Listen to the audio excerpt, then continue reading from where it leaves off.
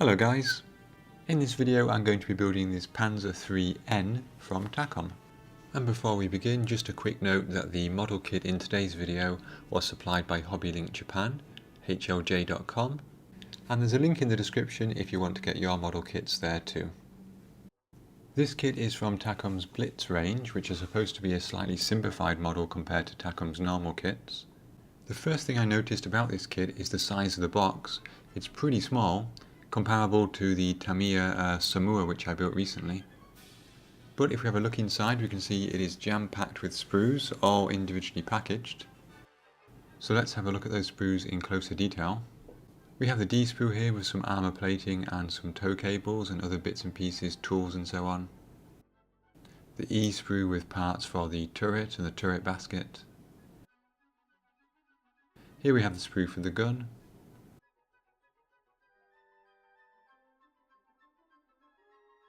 Some holders for the armour skirts. Tracks which are link and length. And you can see there we have the eye in the guide horn that's already been moulded in.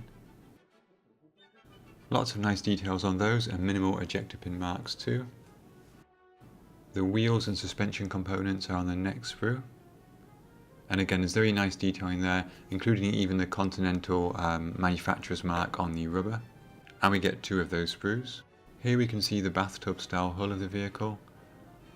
And you can see an incredible amount of detail here, all moulded into the hull. There's no extra details to be added to this. So we've got the access panels on the bottom, the details on the sides for the wheel holders and so on. That's quite an incredible amount of detail for one piece.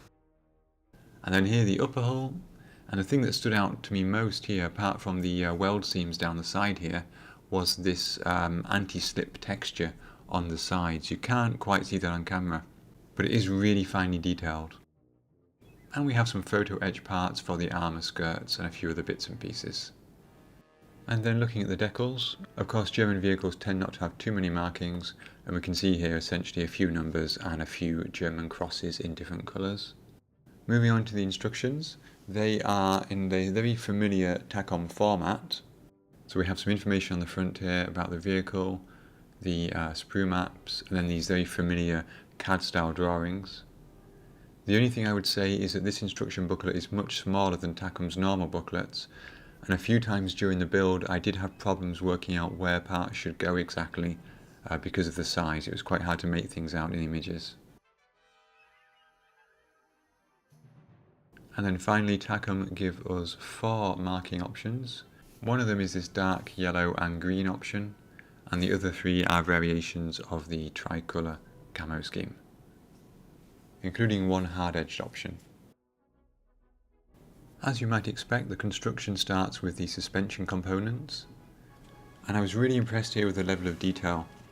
The moulding is really sharp on the lower hull, and when the suspension arms are added, even on the inside of them, the parts which won't be seen when the vehicle is built up, there's still a good amount of detail, little bolt heads and so on.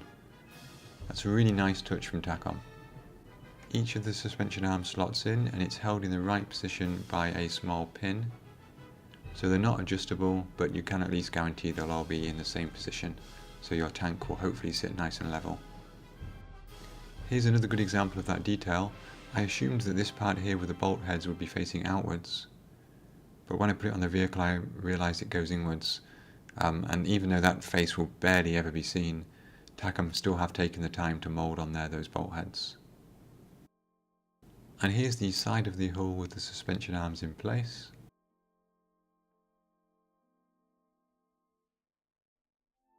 Here are the wheels with that Continental branding I mentioned earlier.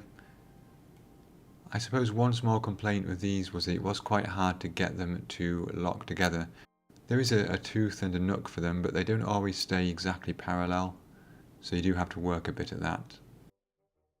This is a panel on the lower rear of the vehicle, and these hatches can be positioned either open or closed. They face downward, so I decided to leave them closed anyway. I'm not quite sure what they're used for. They're probably some kind of access panel, I would imagine.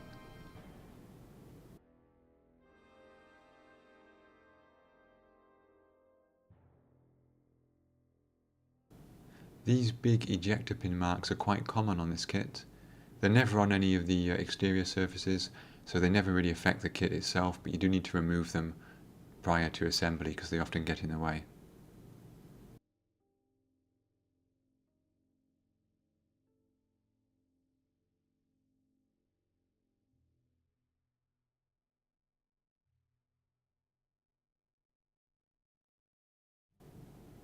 For this section here at the rear, there are these 4 internal braces which are supposed to attach to the rear panel. I found they got in the way a bit and were hard to line up, and the kit seemed sturdy enough without them, so I just pulled them out and attached the rear panel at the edges. That area isn't seen anyway, so it's not a problem.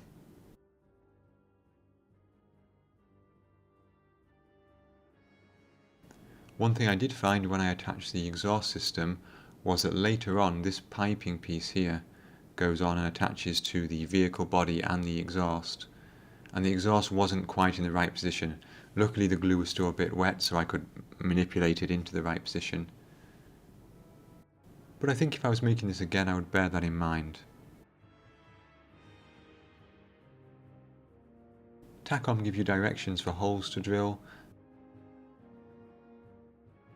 One thing I normally do when I'm using my pin vise is put the piece like this over some spare foam, and that way the pin vise will pop through into the foam rather than starting to dig into my cutting mat.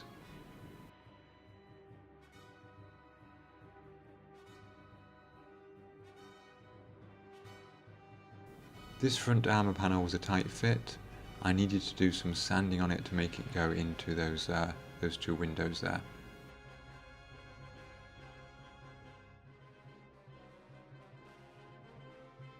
One of the features of the N variant of the Panzer III was this extra armour on the front.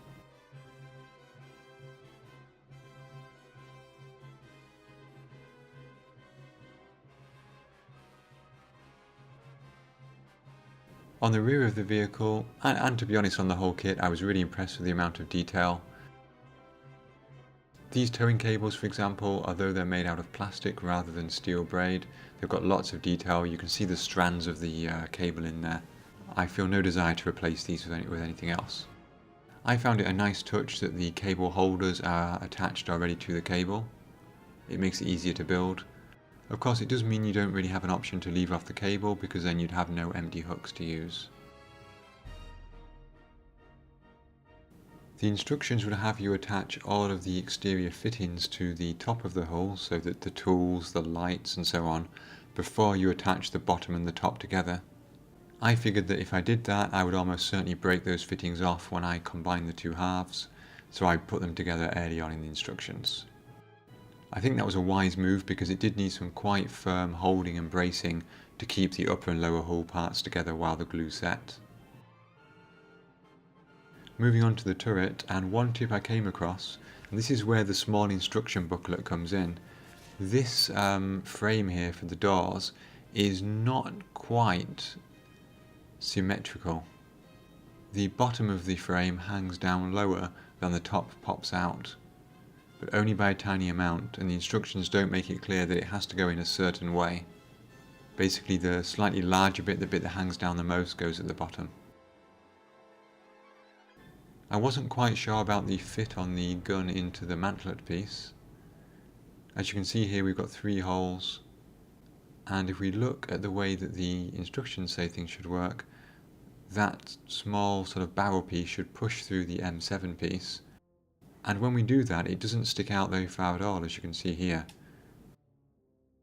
But if we look at the instructions, it's supposed to stick out quite a lot, and the larger diameter piece should be pushing through more than the smaller diameter piece, but that isn't the way it turned out on mine.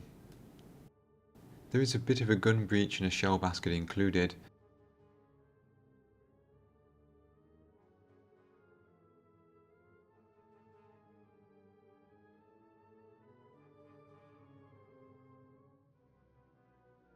And if you have the cupola hatch open, you will be able to see a small amount of that, so it's a nice inclusion.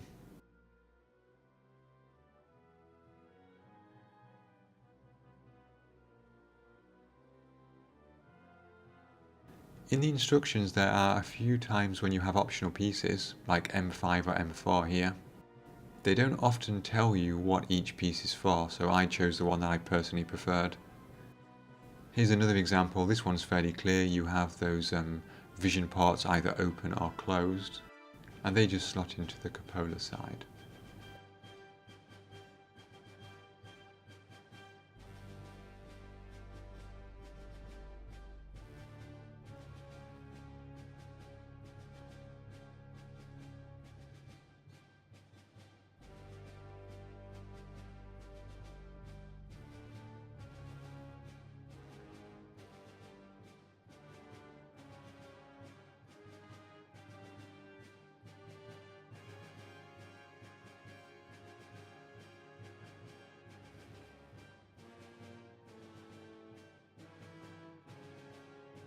Of course, one of the standout features of this vehicle is the armour skirts around the turret. Interestingly, the side skirts are photoetch, but the armour on the turret is plastic. I was dreading this a bit after building Academy's terrible Panzer IV, but these bracket holders went on perfectly. There's guiding pins for them. And then on the armour piece itself, there's a nice little notch for those to go into. And of course I put all of the armour on at once quite quickly, and while the glue was still wet I could line up anything which was slightly out. I did put the door here going outwards like this because you have the option of either having it closed or open. Then I realised that the doors open inwards, not outwards, so I had to close it up. And you can see here as I add the jack that the sides of the tank are really filling up quite quickly with fire extinguishers and storage boxes, all kinds of tools and equipment. There seems to be a huge amount of detail in here. I was really pleased with the way this looked by the end.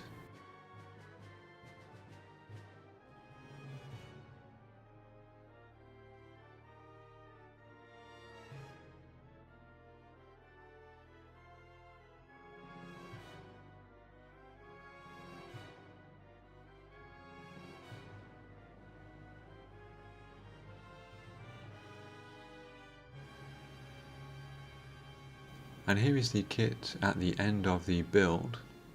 It's only missing the running gear now and the tracks. As you can see, it's very detailed, really quite busy. There's an incredible amount of items on the side of the vehicle. That turret armour looks really good and gives it quite an imposing look. Overall, I was really pleased with this kit. At all stages of the construction, the crispness of the moulding and the detail in the moulding really stood out to me. I have to say this kit has probably got the best moulding of any that I've built in a long time. The detail I think is superior to Tamiya, although even with these Blitz kits the ease of build is not quite there yet. There are just a few hiccups which I did mention during the video, but nothing to put you off from building it even if you are a beginner modeller. The inclusion of the photoetch armour skirts was nice because they look much better than ones in moulded styrene. And again, the whole layout at the back with the tools and so on, very impressed with the small details. I think that's going to look very nice when it's painted and it gets a pin wash on it. During the video I pointed out a few things that needed to be slightly tweaked during the construction, but nothing was too serious. The only real niggle I had is that the instruction booklet was too small and it did make it very hard to read at times.